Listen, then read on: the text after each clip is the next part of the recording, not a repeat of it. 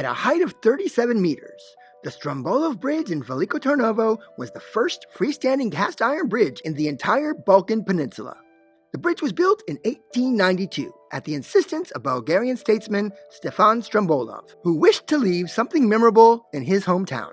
An army of construction workers hoisted each arch into place, while one brave soul, dangling precariously by a single hemp rope, secured each iron rivet.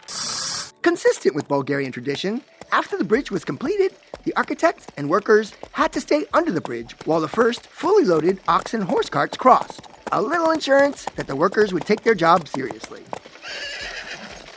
One dramatic footnote in this bridge's history occurred on 24 May 1932. Bulgarian ace pilot Veliko Tarnovo flew his plane under the bridge in an unsuccessful attempt to impress a local lady. These days, the Stambolov Bridge is a pedestrian-only hangout for young people, with a perfect view of Old Town for photographers and romantic spot for couples. Bungee jumps are organized here annually around Veliko Tarnovo Day. The iron workers that dangled by hemp rope to build this bridge over 100 years ago would probably think this was cute.